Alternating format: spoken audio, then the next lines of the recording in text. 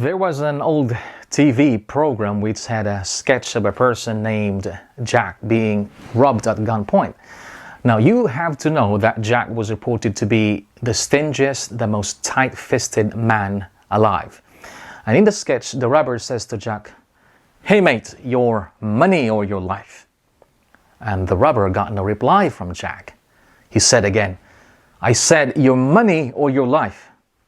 Jack replied, "You don't rush me. I'm thinking it's over."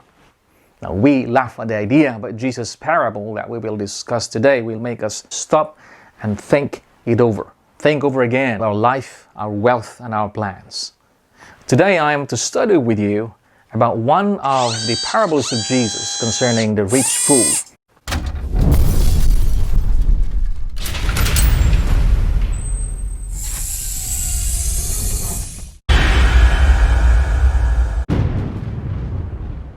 Our passage begins with someone in the crowd asking Jesus to intervene in a family inheritance situation. Now, Jesus was speaking to the crowd. He was in the middle of his lecture, talking about persecution and tribulations, when suddenly somebody from the crowd just interrupted Jesus in a completely different subject. And so we read, someone in the crowd said to him, "Master, speak to my brother that he divides the inheritance with me." Now, perhaps this was a younger brother who was very unhappy about the division of property at his father's death. You see, the custom of that time in the ancient Near East was for the older brother to get twice as much as the younger brother. Now, even today, families squabble and fight over inheritance matters in a way that often results in bitter divisions that lasts a very long time and sometimes even a lifetime. I've seen a lot like this because I was brought up in agricultural surroundings with neighbors tilling lands for a living. At any rate, Jesus flatly refused to get involved into the debate. So when the man said, "Speak to my brother that he divides the inheritance with me," Jesus replied, "Man, who made me a judge or a divider or arbiter over you?" Now Jesus rejected the request because he will not participate in satisfying the greed that he sensed had prompted this man to come to him. And he said unto them, "Take heed and beware of covetousness, for a man's life consists not in the abundance of the things which he possesses." So Jesus went straight to the heart of the matter because he read the person's heart. Take care. Be on your guard against all kinds of greed, for one's life does not consist in the abundance of possessions. Wow, what a statement. Life does not consist in the abundance of possessions? Really? You see, in a world like ours, this is a hard lesson to learn.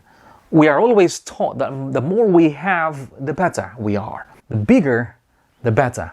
Much is more, little is less. We don't want less, we want more. Now, this house in North Carolina is gigantic. It's enormous. It has 250 rooms, yet it was built for just one man to live in. The dining room is as high as a 5-story building. The dining table sits 64. Very beautiful. But who needs a house with 250 rooms? Well, the guy who owns this does. But let me clarify. Jesus does not say that we don't have to plan, that we don't have business plans, that we don't have to invest, or that it is wrong to accumulate wealth. This is not what it's all about. The point here is that life is not to be valued or measured in terms of wealth or possessions. And in order for us to understand that, Jesus launches a parable about the rich fool. He tells the story of a rich man who is already rich, but now he enjoys a really good abundant harvest. And so in Luke 12:16-21, he spoke a parable unto them, saying, "The ground of a certain rich man brought forth plentifully. And he thought within himself, saying, What shall I do, because I have no room where to bestow my fruits? And he said, This will I do? I will pull down my barns, and I'll build greater, and there will I bestow all my fruits and my goods. And I will say to my soul, Soul, thou hast much goods laid up for many years. Take thine ease, eat, drink, and be merry. But God said unto him, Thou fool, this night thy soul shall be required of thee.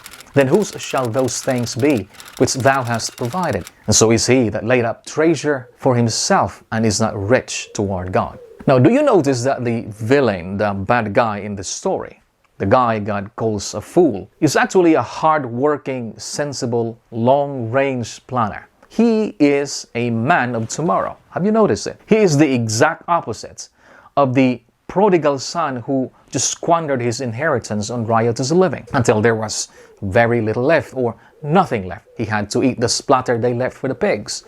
Now, this rich guy in this parable doesn't squander. He saves. He's building bigger barns. He's an early prototype of a capitalist, this kind of person who stores up money for the future. Because money invested in new enterprises gets people to have more employment opportunities. More investments means there are more opportunities. More people get jobs, slowly crushes poverty and lifts some to riches, most into the middle class, and only a few left behind. This man is in many ways exemplary. He works, he plans, he saves, and he seeks to protect his belongings. He expects to enjoy what he has acquired and to make his future as secure as possible. Now, the question we ask is, what is Jesus' problem with this rich man in his parable? Why is he so hard on him? Why did he call him a fool?